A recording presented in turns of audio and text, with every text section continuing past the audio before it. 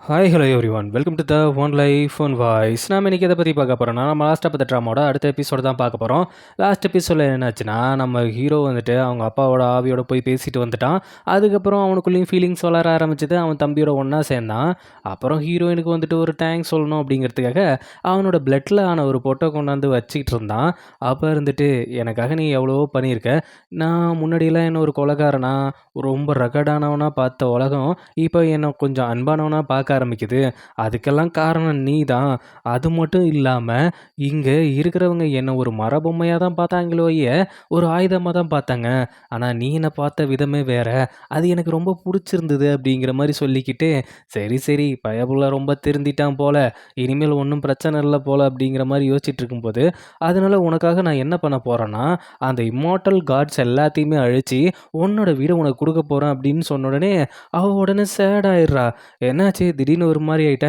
இல்ல எனக்கு கொஞ்சம் தனியா இருக்கணும் போல இருக்கு அப்படின்னு சொல்லிட்டு, அவ போயிட்டு வீடோட கதவ க்ளோஸ் பண்ணும்போது, அவன் போய் கேட்குறான். மருந்து வேணா கொண்டு குடுக்க சொல்லவா? இல்ல அதெல்லாம் வேணாம் அப்படின்னோனே இன்னொரு ஜன்னல்ட்ட போய் நிக்கிறான். அதையும் சாத்தும் போம்போது, நான் வேணா உன் கூடவே இருக்கவா? இல்ல நான் தனியாவே இருந்துக்கிறேன் அப்படிங்கிற மாரி சொல்லும்போது, சரி ஓகே அப்படின்ட்டு அவன் தூக்கத்துல கஷ்டப்படும்போது ஹீரோயின் வந்துட்டு ஒரு பூச்செடி எடுத்துட்டு வந்திருப்பாள்ல, அத இப்ப எடுத்துட்டு போயிட்டு, அத பார்த்து அப்படியே ஃபீல் பண்ணிட்டு உட்காந்துருக்கான். இங்க ஹீரோயின் என்ன யோசிச்சுட்டு இருக்கான்னா, இவன் மாறிட்டான்னு நெனச்சோம். ஆனா, இன்னும் அந்த பழிவாங்குற எண்ணம் மாறவே இல்ல. அப்படிங்கிற மாரி அவன் இம்மோர்டல் காட்ஸ் லேண்ட அழிக்கிறேன்னு சொன்னோனே அவளுக்கு ஒரு மாரி ஆயிடுச்சு.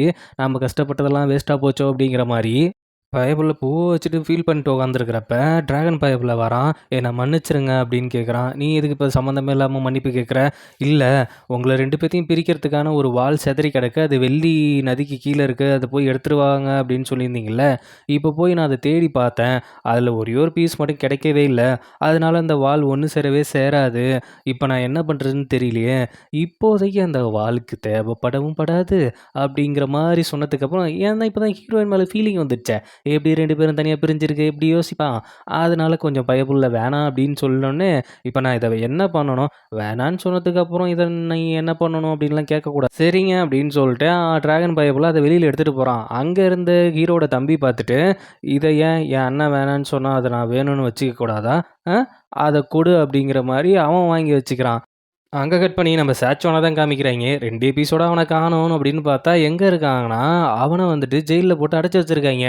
அதாவது ஹீரோவ அடைச்சு வச்சிருந்தாங்கல்ல, அந்த இடத்துல தான். அவன் சொன்ன வார்த்தைய மீறிட்டான் அப்படின்னு சொல்லிட்டு அவனோட சக்திகள வாங்கி அடைச்சு வச்சிருக்காய்ங்க. அவன யார் பார்க்க வந்திருக்கான்னு பார்த்தா, டைலன் தான் பார்க்க வந்திருக்கா. "நீங்க ஏன் இவ்வளோ கஷ்டப்பட்டுட்டு இருக்கணும்?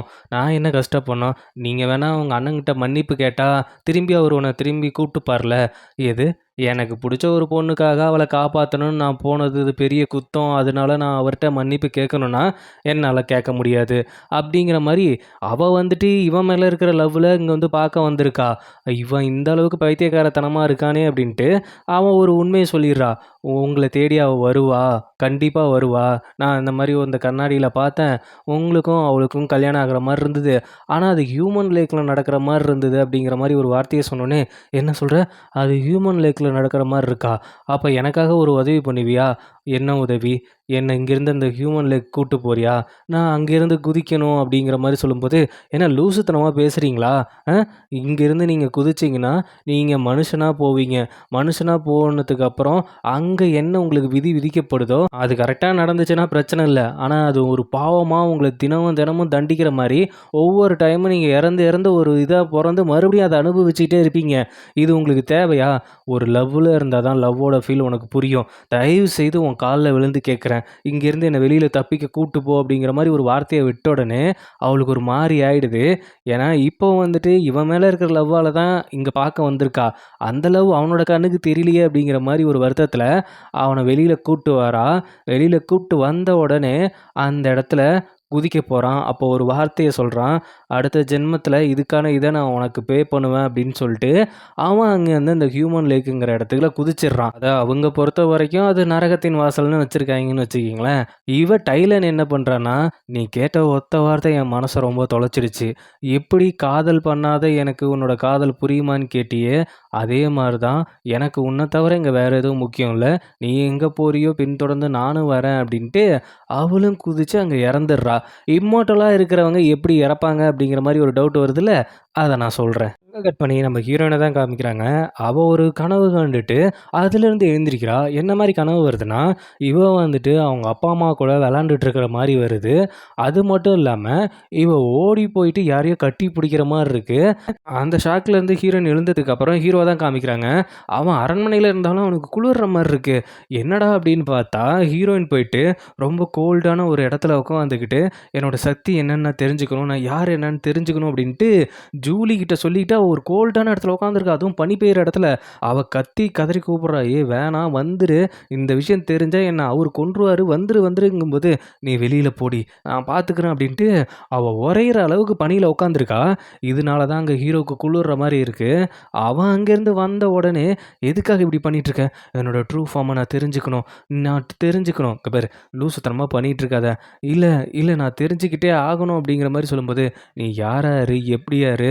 ஆனா உனக்கு அந்த ஜிலான் சீல் மட்டும் இருக்கிறதால, நீ அந்த இனத்த சேர்ந்த ஒரு புல்செடியா தான் இருக்கணும் அப்படின்னு நான் நினைக்கிறேன்." "இல்ல எனக்கு தெரிஞ்சாகணும்." அப்படிங்கும்போது, "நீ யாரா இருந்தாலும் நீ என்னோடவ. என் கூடயே இரு." அப்படிங்கிறப்ப, அவ அப்படியே கத்த ஆரம்பிச்சிடுறா. "எது? நீ வந்துட்டு இம்மோர்டல் காட்ஸ அழிப்ப. உனக்கு ஒரு நியாயம். நான் யாருன்னு எனக்கு தெரிஞ்சுக்கிறது நியாயம் இல்லையா? என்னோட இத நான் மாத்திக்க மாட்டேன். அதே மாரி தான் என்னதான் உனக்கு ஃபீலிங்ஸ் வந்தாலும், உன்னோட இந்த பழிவாங்குற விஷயத்துலேருந்து நீ மாற மாட்டல்ல. அதே மாரி தானே நீயும். அப்போ என்னோட இதுலயும் தலையிடாத." "சரி, இப்ப நீ என்னதான் சொல்ல வர?" "நீ என்ன இருந்தாலும் நீ என் வீட அழிக்க பார்க்குற. அப்போ உனக்கும் எனக்கும் நடுவுல ஒண்ணும் இல்ல தானே?" "இப்ப என்ன நீ சொல்ல வர?" "ஒண்ணும் இல்ல. அதான் சொல்ல வரேன்." "அப்படியா? அப்ப எனக்காக நீ ஏன் ஒவ்வொரு விஷயமும் பார்த்து பார்த்து பண்ண? எனக்கு ஏன் ஃபீலிங்ஸ் வர வச்ச? இப்ப ஏன் எனக்காக இவ்வளோ அக்கறை கொண்டு வந்து எனக்கு மருந்துலாம் குடுத்தியே உடம்பு சரியில்லாம இருந்தப்ப? அப்ப இதுக்கெல்லாம் காரணம் ஒண்ணும் இல்லைன்னு அர்த்தமா?" "அப்படிதான்." அப்படின்னு சொல்லிட்டு அவளுக்கு ஒரு மாரி ஹர்ட்டிங் ஆகுது. அவள பொறுத்தவரைக்கும் அவளுக்கு ஃபீலிங்ஸ் கொண்டு வந்தும், இந்த மாரி விஷயம் மறுபடியும் போர் தொடுக்கணும், அவங்கள அழிக்கணும்னு நிக்கிறானே அப்படிங்கிற ஒரு வருத்தத்தில புடிச்சு கத்தி விட்டுர்றா. இத வெளியில உட்காந்து ஜூலி பார்த்துட்டு இருக்கா. அவன் அப்படியே அழுதுகிட்டு ஃபீல் பண்ணிட்டு அங்கேருந்து போயிடுறான். அடுத்த நாள் காலையில என்ன பண்றாங்கன்னா, ஹீரோட தம்பி வந்துட்டு அந்த சிடிகள் அதாவது முன்னாடி போர் புரிஞ்சாங்கல்ல, அவங்களோட ஆத்மா இருக்கிற ஒரு குழந்தைய கொண்டு வந்திருக்கான். இந்த ஆத்மாவ நீங்க எடுத்து இங்க இருக்கிறவங்கள ரிலீஸ் பண்ணி விட்டுறலாம் நம்ம வீரர்கள அப்படிங்கிற மாரி சொல்லும்போது, அவன் அந்த குழந்தையோட ஆவிய எடுக்க பார்க்குறான். அதாவது அந்த சோல எடுக்க பார்க்குறான் ஹீரோ. அப்போ வந்துட்டு "நீ கொஞ்சம் மனுஷனா மாறியிருக்க. உனக்கு நல்ல ஃபீலிங்ஸ் வந்திருக்கு." அப்படிங்கிற மாரி ஹீரோயின் சொன்னது தான் நெனப்பு வருது. உடனே அத அப்படியே விட்டுர்றான். பக்கத்துல இருந்த அவனோட தம்பிக்காரன் அந்த சோல எடுத்துறான். ஆனா, அதிலிருந்து புடுங்கி மறுபடியும் அந்த குழந்தைக்குள்ள சேர்க்கலான்னு நெனைக்கும்போது, அந்த இது சோல் வந்துட்டு அப்படியே மறைஞ்சு போகுது. அப்போ இது மறைஞ்சு போகுதுன்னா, அதோட முடிவு இன்னும் அது அடையலையா? நம்மளால இத யூஸ் பண்ணி நம்மளோட காட்ஸ கொண்டு வர முடியாதா? அப்படிங்கிற மாரி பேசிக்கிட்டு இருக்காய்ங்க. அப்போதான் ஒரு விஷயம் அவங்களுக்கு புரிய வருது. உடனே என்ன பண்றாய்ங்கன்னா, நம்ம ஜூலி இருக்கால்ல, அவள விட்டு ஹீரோயின்ட்ட விசாரிக்க சொல்றாய்ங்க. ஆனா, அவ நாசூக்கா ஒண்ணும் தெரியாத மாரி தான் போய் விசாரிக்கிறா. "ஆமா இந்த விதிங்கிறது என்ன? ஒருத்தவங்களோட ஆவிய எடுத்தா அத யூஸ் பண்ண முடியாதா?" அப்படிங்கிறப்ப, "ஐய! நம்ப இடத்துல நான் எலலாம் படிச்சுட்டு இருப்போம்ல, அந்த எலலாம் ஜஸ்ட் ஒரு கவிதை மாரி தான். இதோட உண்மையான நாவல் எங்க எழுதப்படும்னா, ஹியூமன் லேக்ல தான் எழுதப்படும். இப்போ இம்மோர்டலா இருக்கிறவங்க ஒருத்தங்க இறந்துட்டாங்கன்னு வச்சுக்கயேன், அவங்களோட இறப்பு மட்டும் தான் அது இருக்குமோய, அவங்களோட சோல் வந்துட்டு அவங்களோட விதி புத்தகத்துல என்ன எழுதியிருக்கோ, அதுக்கு ஏத்த நடக்கிறதுக்கு மாரி அந்த ஒரு சிச்சுவேஷன்ல போய் அது இருந்துடும். அந்த சிச்சுவேஷன்ல அந்த இதுல என்ன எழுதியிருக்கோ அது நடந்துச்சுன்னா, அவங்களோட சோல் வந்துட்டு முழுமை அடைஞ்சிருச்சு. இல்லன்னா அது பாவங்கள சுமந்துக்கிட்டே இருக்கும். இப்ப எப்படின்னு வச்சுக்கயேன், ஒருத்தங்க வந்து ஒரு எக்ஸாம்க்கு போறான். அந்த எக்ஸாம்ல அவன் ஜெயிச்சு அவன் ஃபேமிலிய பார்த்துக்கிற மாரி, அப்படிங்கிற மாரி நம்ம எழுதியிருக்கோம் அந்த இலையில. ஆனா, அவன் போகும்போது விழுந்துட்டான்னு வச்சுக்கயேன், அவனோட அந்த விதி அது முடிஞ்சிடுது. அதே மறுபடியும் திரும்பி ரிப்பீட்டட் ஆகும். அந்த இதுலயும் அது கரெக்ட் ஆகலன்னா, அந்த மாரி ரிப்பீட் ஆகி ஒவ்வொரு இதுவும் அந்த பாவங்கள அந்த ஹியூமன் லேக்ல அது சுமந்துக்கிட்டே தான் இருக்கும். அப்போ இது நடந்துக்கிட்டே தான் இருக்கும் அப்படிங்கும்போது தான் ஒரு விஷயம் தெளிவா சொல்றாய்ங்க. அந்த சிடிகள் வந்துட்டு என்னதான் அழிக்கப்பட்டாலும், அப்போ இது நடந்துக்கிட்டே தான் இருக்கும் அப்படிங்கும்போது தான் ஒரு விஷயம் தெளிவா சொல்றாய்ங்க. அந்த சிடிகள் வந்துட்டு என்னதான் அழிக்கப்பட்டாலும், அவங்களோட சோல் வந்துட்டு எந்த ஹியூமன் லேக்ல வந்துட்டு அவங்களுக்கான ஒரு விதிக்காக அது அங்க பயணிச்சுக்கிட்டே தான் இருக்கும் அப்படிங்கிறது தான் இந்த மெயின் ரீசன். இப்ப நம்ம சாச்சுவானும், டைலானும் முன்னாடி குதிச்சாய்ங்கல்ல, அவைங்க இம்மார்டல்ஸா அழிஞ்சுட்டாய்ங்க. ஆனா, அவைங்களோட சோல்ஸ் வந்துட்டு இம்மார்டல்ங்கிறதால, அது ஹியூமன் லேக்ல வந்துட்டு, அங்க அவங்களுக்கு விதிக்கப்பட்ட விதியில, அது அப்படியே அங்க நடந்துகிட்டே தான் இருக்கும். அது எப்ப முழுமை பெறுதோ, அது கரெக்ட்டா திருப்பி அவைங்க ரிட்டர்ன் இங்க வருவாய்ங்க அப்படிங்கிறது தான் கான்செப்ட்டு. இத ஜூலி கேட்டு போனதுக்கப்புறம், அப்புறம் தான் தெரியுது அது ஹீரோ தான் கேட்க வச்சிருக்கான் அப்படின்ட்டு. உடனே ஹீரோவும், அவன் தம்பியும் போயிட்டு அந்த சிடிகளோட விதி புத்தகத்த படிக்கிறாய்ங்க. அந்த விதி புத்தகத்துல என்ன இருக்குன்னா, அவ வந்துட்டு வந்துட்டு எல்லார் முன்னாடி டான்ஸ் ஆடுற ஒரு பொண்ணா இருப்பா. அது மட்டும் இல்லாம ஒரு இரவுல வந்துட்டு அவனுக்கு கரெக்ட்டான ஒரு ஆள சந்திப்பா. விளக்கு திருவிழால சந்திப்பா. அவன் கையாலேயே திருமணம் ஆன நைட்டு அவ சாகடிக்கப்படுவா அப்படிங்கிறது தான் அதுல இருக்கும். இந்த விஷயம் தான் இப்ப 2 பேரும் என்ன முடிவு பண்றாய்ங்க, இந்த ஹியூமன் லேக்குக்கு போகலாம் அப்படிங்கிற மாரி முடிவு பண்றாய்ங்க. அதே நேரத்துல ஹீரோயினும் யோசிக்க ஆரம்பிக்கிறா. ஜூலி வந்து இவ்வளோ ஆர்வம் காட்டுற ஆள் கிடையாது. ஹீரோ தான் அவள அப்படி பண்ண வச்சிருக்கணும். அவன் ஏன் அப்படி பண்ண வச்சிருக்கணும்? ஒருவேள சிடிகளோட அந்த புத்தகத்த படிச்சுட்டானா, அப்போ அத நம்ம டீகோட் பண்ணுவோன்ட்டு, அத வந்துட்டு டீகோட் பண்றா. அதுல என்ன போட்டிருக்குன்னா, அதே தான் போட்டிருக்கு. என்னன்னா, அவ வந்துட்டு இந்த மாரி டான்ஸ் ஆடுற பொண்ணா இருப்பா. அவ விளக்கு திருவிழால அவன் வந்துட்டு காதலன மீட் பண்ணுவா. அதுக்கப்புறம் வந்துட்டு கல்யாணம் ஆகும். அந்த கல்யாணம் ஆன அவன் புருஷன் கையாலேயே அவ இறப்பாங்கிறது தான் விதி. அந்த விதி நடக்கிறதுங்க எங்க ஹியூமன் லைக் தான் நடக்கும். அத போயிட்டு இவிங்க பார்க்கலாம் அப்படிங்கிற மாரி தான் ஹீரோ போறதுக்கு தான் ட்ரை பண்ணியிருக்கான் போல அப்படின்ட்டு, அத மறைச்சு, மறைச்சு வச்சு படிச்சுக்கிட்டு இருப்பா. அந்த நேரத்தில ஜூலி வந்தோனே, எங்க ஹீரோவும், டிராகனும் அப்படின்னு கேட்கும்போது, அவிங்க இந்த ஹியூமன் லேக்குக்கு போயிருக்காய்ங்க அப்படின்னு சொன்னோனே, அவளுக்கு கரெக்ட்டா புரிஞ்சு போச்சு. அது எப்படின்னா, இங்கேயும் அங்கேயும் டைம் டிஃபரெண்ட் ஆகும். இங்க 1 வாரங்கிறது அங்க 1 நாளா மாறும். சரி நாம 2 பேரும் இப்ப அங்க போகணும் அப்படின்னு, இவிங்க 2 பேரும் அவிங்களுக்கு தெரியாம அங்க போக பார்க்குறாய்ங்க. ஆனா கடைசியில அவிங்க கண்ணுலயே மாட்டிர்றாய்ங்க.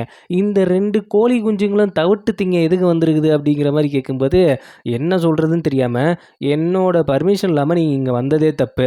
மறுபடியும் திரும்ப கொண்டு விட்டு வா அப்படின்னு டிராகனுக்கு ஆர்டர் போட, அவன் வந்துட்டு உடனே ஜூலி ஒரு பிளான போட்டு, "அதுவா உங்க கூட வாக்கிங் போக தான் இவங்க வந்தா. வாக்கிங் போவா? ஆமா கொஞ்ச நாளா உங்களுக்குள்ள சண்டை வருதுல்ல. அதனால உங்க கைய புடிச்சு அப்படியே இந்த தெருக்கள்ல நடந்து பார்க்கணும்னு ஆசைப்பட்டா. அதான் நீங்க எங்க இருக்கீங்கன்னு கேட்டா. அதனால தான் கூட்டு வந்தேன்." அப்படிங்கிற மாரி சொல்லும்போது, "ஏய் புரிஞ்சுகிட்டு தனியா நடந்து போடி" அப்படிங்கிற மாரி அவள தனியா தள்ளி விடுறா. ஆக மொத்தத்தில 2 பேரும் முறைச்சுக்கிட்டு தான் போறாய்ங்க. இங்க பார்த்தா டிராகன் பயப்புள்ள அங்க வந்துட்டு ஒரு இந்த கேண்டி மிட்டாய பார்த்துட்டு, அதுக்கு டிராகன் கல் குடுத்து வாங்க போறான். இத பார்த்த உடனே நம்ம ஜூலி பயப்புள்ள வந்துட்டு, "எப்படி நீ இவன ஏமாத்தலாம்? இவன் என்னதான் முட்டாளா இருந்தாலும், ஒரு மனுஷ பயப்புள்ள இவன நீ இப்படி ஏமாத்தலாமா? இந்த கேண்டி வந்துட்டு ஒரு சின்ன காயின் தான் வரும். நீ இத்தன டிராகன் கற்கள வாங்குறியா?" அப்படின்னு வாங்க, வாங்க. இங்க இருக்கிறவங்க வாங்க, எல்லாமே வாங்கன்னு ஊர கூட்டி, இவன் என்னோட தம்பி. எது தம்பியா? ஆ என்னோட தம்பி. இவன இந்த கேண்டி கடைக்காரன் ஏமாத்திட்டான். அதனால காச திருப்பி வாங்கி குடுங்க அப்டின்ட்டு ஊர கூட்டி, நியாயம் கூட்டி, எல்லாம் கூட்டி, ஃப்ரீயாவும் அந்த முட்டாய வாங்கிர்றா. இங்க பாரு, இந்த மாரி முட்டாள்தனமா தான் இருக்காத. நம்ம உலகத்துக்கும், இந்த உலகத்துக்கும் நெறைய டிஃப்ரெண்ட் இருக்கு. இது மனுஷ உலகம். இங்கெல்லாம் இப்படி தான் நடந்துக்கணுங்கும்போது, அவன் என்னை ஏமாத்த நெனச்சிருந்தாலும் பரவால்ல. அத நான் உனக்கு தான் வாங்குனேன். எனக்கு அந்த கல்லு பெரிய விஷயம் கிடையாது. அத உனக்கு வாங்கி குடுக்கணும்னு நெனச்சேங்கும்போது லைட்டா ஜூலி பயப்புள்ள ஃபீல் ஆயிர்றா. அங்க பார்த்தா ஹீரோவும், ஹீரோயினும் மொறச்சுக்கிட்டே உட்காந்துருக்காய்ங்க. இங்க வந்துட்டு ஜூலி ஒரு பிளான் போடுறா. இது வந்து ஹியூமன் உலகம். இங்க வந்து நம்ம சக்திகள பயன்படுத்த முடியாது. எது? சக்திகள பயன்படுத்த முடியாதா? அப்படின்னு ஹீரோக்கு டென்ஷன் ஆக, அப்போ ஹீரோயின் தெளிவா சொல்றா. இங்க நாம சக்திகள பயன்படுத்தணும்னா, அவனோட விதி மாரி தல வெடிச்சிரும் அப்படிங்கிற மாரி ஒரு விஷயத்த சொன்ன உடனே, இங்க ஒரு பேரரசர் இருப்பாரு. அந்த பேரரசருக்கு கீழ தான் நீங்க இருக்கணும். இங்க யாரு கீழயும் நான் இருக்க மாட்டேன். நான் வேணா சக்கரவர்த்தியா வேணா இருந்துக்கிறேன். வேணா நம்ம ஒரு பிளான் பண்ணுவோம். நீங்க தான் இங்க இருக்கிறதுலயே பெரிய பிசினஸ் மேனு. நான் வந்துட்டு அந்த பிசினஸ் மேனோட கணக்காளரு. நம்ம ஹீரோயின் வந்துட்டு அவ ஃபேரிலாம் கிடையாது. அவ உங்க வூட்டு தோட்டக்காரி. இவன் வந்துட்டு உங்க பாடிகார்டு. இப்படி நாம வச்சு இந்த உலகத்துல நாம வாழணும். அப்படிதான் நடக்கணும் அப்படிங்கிற மாரி சொல்லும்போது, அப்ப ஹீரோ மண்டைய மண்டைய ஆட்டுறான். முதல்ல நம்ம அதுக்கு ஒரு பெரிய வீடு வாங்கணும். இங்க இருக்கிறவங்க மாரியே நம்ம ட்ரெஸ்ஸ மாத்திக்கணும் அப்படின்னு சொல்லிட்டு, அங்க பெரிய வீடு வாங்குறாய்ங்க. அங்க இருக்கிற மாரியே ட்ரெஸ்ஸ மாத்திக்கிறாய்ங்க. கூகுள் ப்ரோ எக்ஸாம் வச்சுக்கிட்டு வந்து வீடியோ பார்க்குறேன் அப்படிங்கிற மாரி சொல்லியிருந்தீங்க. எக்ஸாம் தான் முக்கியம். வீடியோ கூட அப்புறம் பார்த்துக்கலாம். மாதவி சிஸ்டர் நீங்கள் ஒரு மூவி போட சொல்லி கேட்டிருந்தீங்க. அதை நான் செக் பண்ணுறேன் ஒருத்தங்க கமெண்ட் பண்ணியிருக்காங்க பெஸ்ட் ட்ராமா செலெக்ஷன் அப்படின்ட்டு. அது நம்ம சப்ஸ்கிரைபருக்கு தான் அந்த கிரெடிட் சேரணும். கிருஷ்ணவேணி சிஸ்டர், சூரியகலாங்கிற சிஸ்டர் கமெண்ட்ஸ் பண்ணியிருந்தீங்க. 2 பேரோட லவ் நல்லா க்யூட்டாக இருக்குது அப்படின்ட்டு. அப்புறம் இன்னொரு ப்ரோவோ சிஸ்டரான்னு தெரில, ஷார்ட்ஸுக்கு கமெண்ட் பண்ணியிருந்தாரு. வாய்ஸ் நல்லா இருக்குது அப்படிங்கிற மாதிரி. அவங்களுக்கும் ரொம்ப தேங்க்ஸ்.